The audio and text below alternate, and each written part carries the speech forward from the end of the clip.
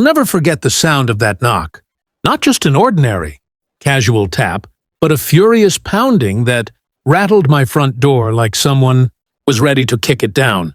My heart jumped into my throat, and my speakers were still blasting the song I had written the night before. A song I was proud of. A song that, in my mind, was the best work I'd ever created. But apparently, not everyone thought so. When I pulled open the door, there she was, arms crossed, eyes narrowed, lips pursed so tightly they could have sliced glass. You know exactly the type of person I'm talking about. The kind who thrives on confrontation, who lives for control, and who always has one word waiting on the tip of her tongue: complaint. It was my neighbor. Let's call her Karen. Do you have any idea how loud that noise is? She snapped, her voice cutting through the bass line still humming from my speakers. I've already called the police. This is harassment. I blinked, trying to process her words. The police? Over my music. I wasn't throwing a party. I wasn't disturbing the entire block. I was simply working on a track in my own living room. You called the cops. For my music? I asked, incredulous. Her eyes widened, her fingers stabbing the air toward me like an accusation. Yes, and when they get here, they're going to shut this racket down. I wanted to laugh at the absurdity of it, but instead, I just stood there, because deep down, I felt a strange mixture of nerves and defiance. Nervous because, well, who wants the cops showing up at their door for something as silly as playing music? But defiant because I knew I hadn't done anything wrong. Minutes later, the distant wail of sirens grew louder. My stomach tightened. Karen smirked triumphantly, arms folded like she'd already won the battle. The flashing red and blue lights reflected across my windows, and soon 2 officers stepped out of their car, approaching with calm authority. Karen waved them down, practically bouncing with self-righteous energy. There, that's him, she barked, pointing toward me. That's the one blasting music all hours of the day. Arrest him if you have to. I braced myself, taking a deep breath as the officers turned their eyes on me. One of them raised an eyebrow, listening as the faint echoes of my track still played inside. And then, in a moment that would flip the entire situation on its head, one of the officers leaned closer, his expression softening as he listened. He smiled. That's not just music, he said. That's our national anthem. The moment those words left the officer's mouth, everything froze. Karen's smirk slipped right off her face, replaced with a slack-jawed expression of total disbelief. Meanwhile, I stood there, half in shock, half wondering if I had misheard him. Our national anthem? I repeated cautiously. The officer nodded, a grin spreading wider across his face. Absolutely. That melody. You just played the Star-Spangled Banner, didn't you? Now, here's the funny part. I hadn't even realized it myself. The track I'd been working on wasn't intended to be patriotic. It was an experimental remix. I'd layered bass lines, electronic synths, and a dramatic guitar riff, trying to fuse old-school rock with a cinematic vibe. But somewhere in the mix, I had unintentionally woven in the exact chord progression of the anthem. Karen, however, wasn't buying it.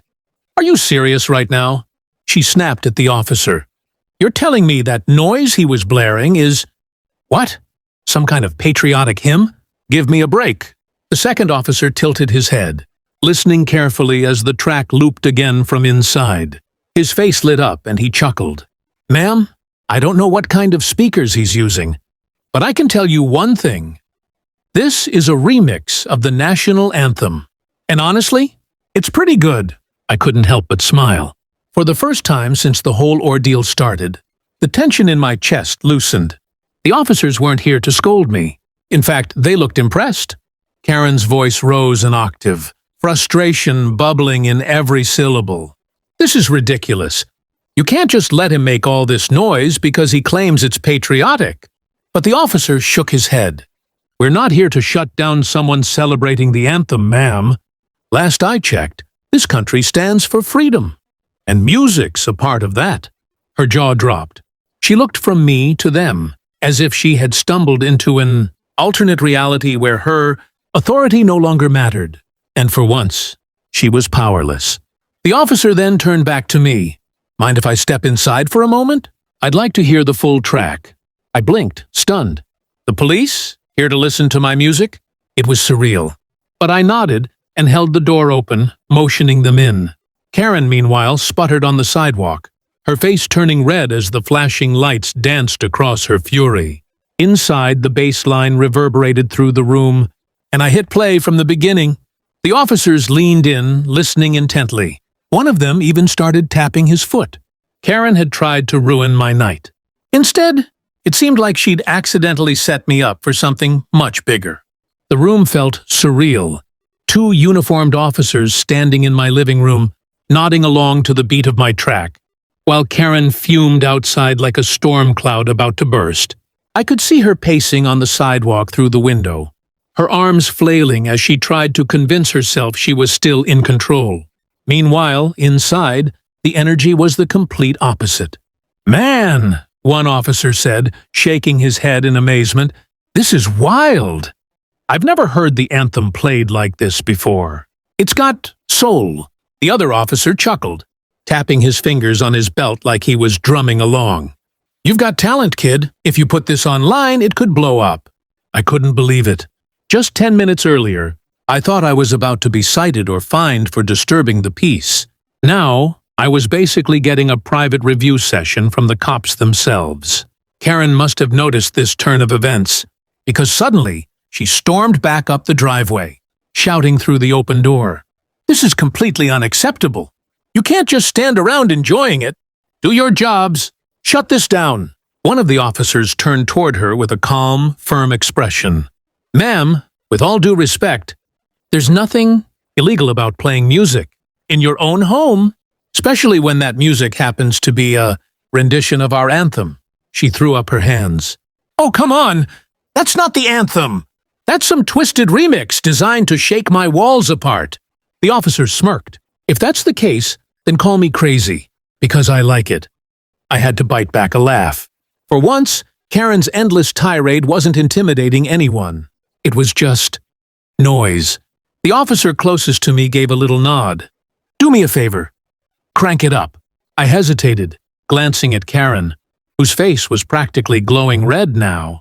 But then I thought, why not? So I turned the dial, and the bass kicked harder. The guitar riff soared, and the anthem remix filled every corner of the room. To my shock, one of the officers actually started clapping along. The other bobbed his head like he was at a concert. Karen covered her ears, groaning dramatically. "This is outrageous! I'm filing a complaint with the entire precinct." But her voice was drowned out by the swell of the music, and, oddly enough, the laughter of the officers enjoying it. It was in that moment I realized, maybe Karen hadn't ruined my night after all. Maybe she'd handed me something priceless. By the time the track ended, the atmosphere inside my house was completely transformed. The officers exchanged glances, both of them grinning like they'd just discovered something special. "You've got to put this out there," one said firmly. "I'm telling you, people would go crazy for it." The second officer nodded in agreement. "No joke. This isn't just noise. It's something that could really connect with people. And after the week we've had, hearing it like this feels refreshing." I stood frozen, still trying to process everything. Minutes ago, I thought I was headed for trouble. Now I was getting advice from 2 cops who were practically begging me to share my remix with the world. Outside, however, Karen wasn't giving up. She was pacing furiously in front of her yard, waving her phone as if she was recording the entire thing. Her voice cut through the night. "This isn't over. I'll have the homeowners association on this. You'll see." The officers calmly stepped outside with me, addressing her directly. "Ma'am," one said, "we've checked it out. There's no violation here. What your neighbor is doing is completely legal." Karen stomped her foot like a frustrated child. "So you're just going to let him terrorize the neighborhood with his remixes?" The other officer couldn't help but chuckle. "Ma'am, if playing a remix of the anthem counts as terrorism, then I guess we're all guilty." Even I laughed at that one. Karen, on the other hand, stormed back into her house, slamming the door so hard it echoed down the street. For the first time all night, silence returned. Well, Silence except for the hum of my speakers, still faintly alive with the Anthem's chords. One of the officers turned to me before leaving. "Look, if you ever upload this, send us the link. I think a lot of people would want to hear it." "Yeah," the other added. "You never know. This could be bigger than you think."